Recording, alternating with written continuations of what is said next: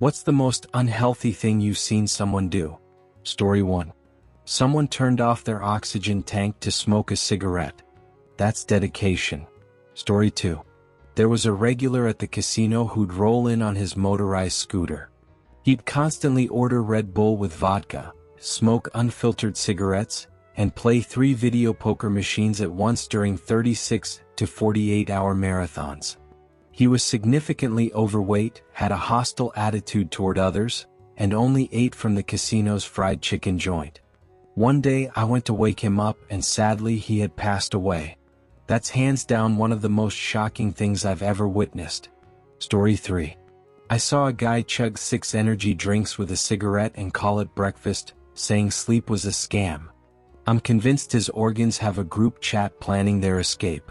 Story 4. I once saw a guy huffing spray paint straight into his mouth to get high. Usually, people use a cloth to filter out everything but the gas, but nope, he sprayed black paint directly into his mouth. I don't recommend getting high that way, period. Story 5. I was in line at a drive-thru behind a pickup truck that was visibly tilting to the driver's side. I thought the suspension might give out. The driver made an odd order, a medium cup filled with ranch dressing. The employee, understandably confused, asked her to repeat it, so she yelled, "A medium cup full of ranch dressing." After picking up her order, she parked to the side. As I drove by, I saw her take a big bite of her burger and then sip the ranch dressing like it was a drink. I haven't touched ranch since. Story 6. I work in construction. This guy would buy 6 Cokes, 6 beers, and a 12-pack of hot dogs. Morning break, 3 hot dogs, 2 Cokes. Lunch, 6 hot dogs, 2 Cokes. Afternoon break, 3 hot dogs, 2 Cokes. End of the day, 12 beers. He did this for years, every damn day. Story 7. I witnessed a deeply disturbing scene tied to food addiction. Someone was eating so fast they hadn't even finished chewing before shoving more food in their mouth. When they opened their mouth for another bite, food fell out. They started pushing it back in with their fingers, even packing it to chew better. The whole time, they were visibly shaking and breathing heavily, snorting between bites. It was a gut-wrenching, unforgettable scene. Story 8. My mom struggled with a severe prescription drug addiction for years. She passed away on February 22 this year, physically frail after nearly a year of severe deterioration, barely eating, and with minimal consciousness most of the time. One of the hardest moments was when she was sitting on the edge of her bed during a drowsy episode, slumping forward until her face was in the sheets. I gently woke her, and as she sat up, partially dissolved pill fragments fell from her dry mouth. Before I could react, she silently started picking up the pieces from the bed and floor, putting them back in her mouth. She didn't say anything, completely focused on recovering the fragments. It was profoundly sad, hitting me harder than I thought possible, even after living with her addiction for so long. That was one of the most painful moments I've ever witnessed. Story 9. Having a baby after a domestic violence incident, thinking it would fix things. That only makes things worse. A bad relationship always gets worse after a baby. I've never seen an exception. Story 10. In my teens, I had a bad relationship with alcohol. There were periods where I'd go days without eating. Once, after passing out, I woke up at home, ran to the bathroom feeling awful, and started vomiting. When I opened my eyes, the toilet was full of dark, coffee ground-like liquid. It was everywhere.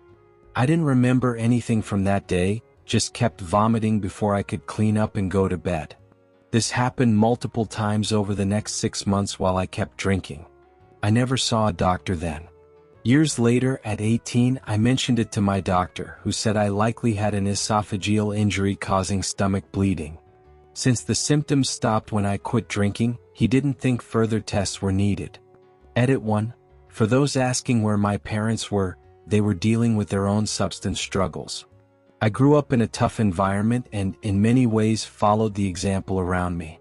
Edit 2. Thanks for the kind words. I was just a kid back then and it was a terrifying time. It's painful to remember I kept drinking even after those episodes. As a mom now, I see how young and vulnerable I was. No kid between 12 and 17 should go through dangers like that.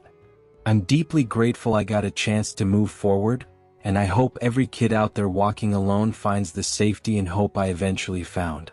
Story 11. While stopping for lunch in a Walmart parking lot in the Fort Lauderdale area during a road trip to the Florida Keys, I saw something unsettling. A man came out of the store and headed to a 15-foot strip of bushes separating the lot from the main road. From my car, I saw him pull a can of compressed air from his bag and start inhaling it. Soon he was so disoriented he stumbled and fell into the bushes, out of sight. I stayed in my car, wondering if I should check on him or call 911. About 5 minutes later he got up, looked around, pulled what looked like a Walmart vest from his bag, and apparently went back to work. Story 12. She left a bag of pork rinds and a 2-liter Pepsi on the nightstand so her young kids wouldn't wake her for breakfast. Then she lectured me about working instead of collecting welfare and staying home with my teenage kids after their dad died. What I'm doing now is lying in bed all day scrolling Reddit. Story 13. My dad lived an extremely unhealthy life for nearly 30 years. He smoked 4 to 10 packs of cigarettes a day, drank a 12-pack of beer, and ate mostly fast food and processed stuff like hot dogs. He slept about 4 hours a night and, by his account, had relations with 14 sex workers. After a second near-death experience, he quit smoking and drinking. The sex worker thing tapered off over time, though in the 2010s he was still seeing 3 or 4 depending on his relationships. He also dealt with recurrent skin cancer for 23 years and spent 3 years in prison, which forced him to quit alcohol, though a friend supplied money for cigarettes. Now, despite all this, he's approaching a more average life. It makes me wonder how long he'd have lived if he hadn't spent 30 years on the edge of death with those habits. Oh, and he's totally anti-marijuana. He fired his housekeeper thinking she had a marijuana vape, though after some digging, it turned out to be a nicotine vape. Story 14.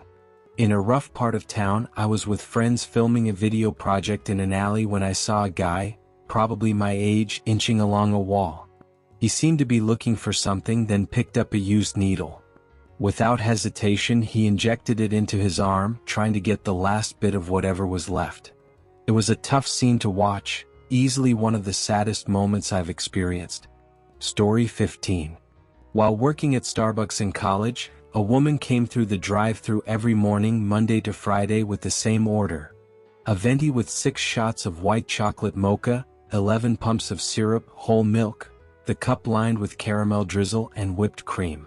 We calculated it was around 1,500 calories. Edit: a friend found a Starbucks calorie calculator, and it was closer to 600 calories. Maybe our original math was off, or the syrup formulas changed. Or she might have gone through multiple times a day and I only saw her mornings. The 1,500 calories stuck in my mind, but either way it didn't seem healthy. I think she also ate pastries, which might have added to it. My memory's fuzzy, but that image is still vivid. Story 16. Shooting up meth while saying vaccines are poison. Story 17.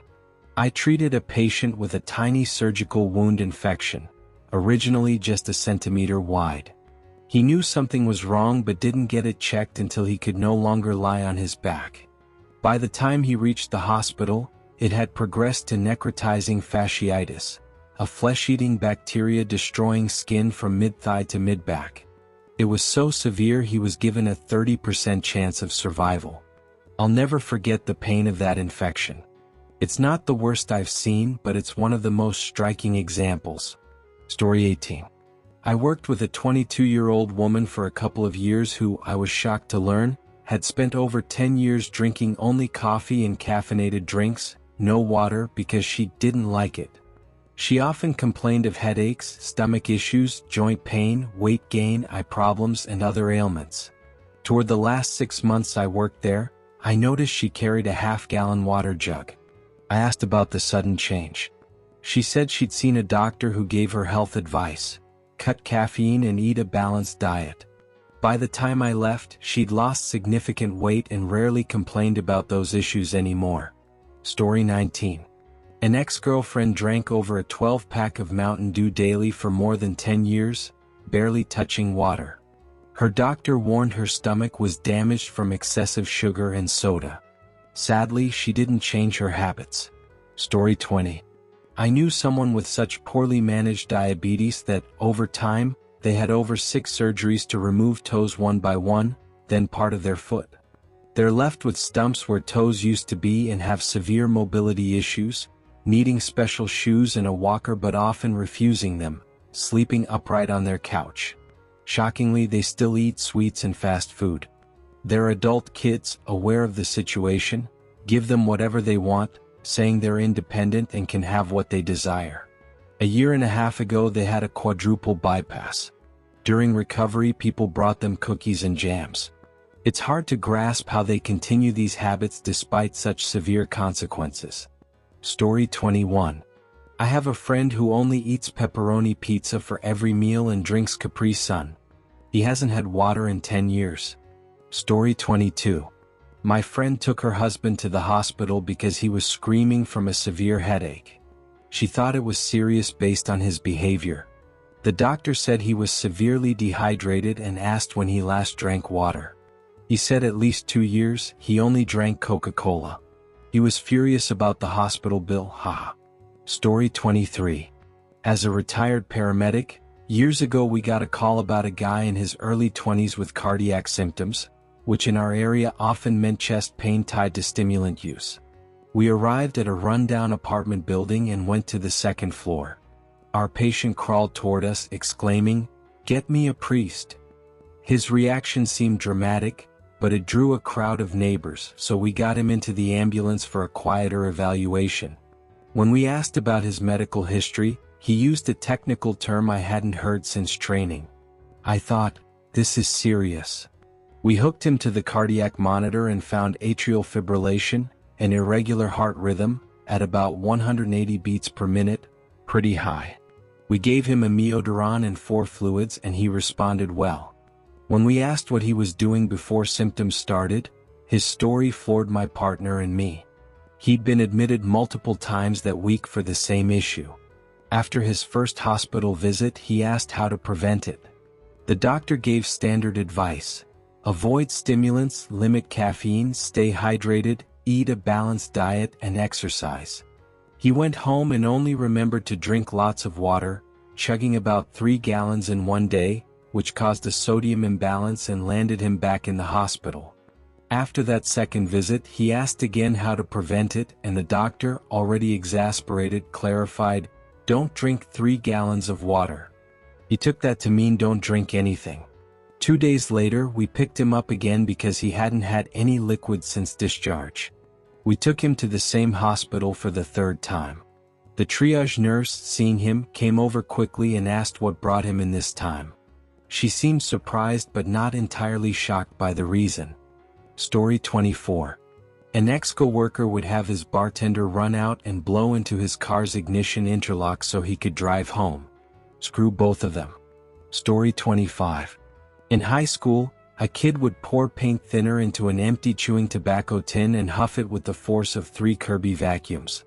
He'd do it for an hour straight during class for days, so who knows what that stuff did to him. Story 26. I witnessed something I'll never forget. A man in his 70s fell about 140 feet down a cliff while climbing with 2 inexperienced people. I had to climb to him, keep his companions calm, and stay there for 8 hours, ensuring he stayed conscious and everyone was safe while rescue teams worked to reach us. He had severe injuries, including a skull fracture. Shockingly, he survived.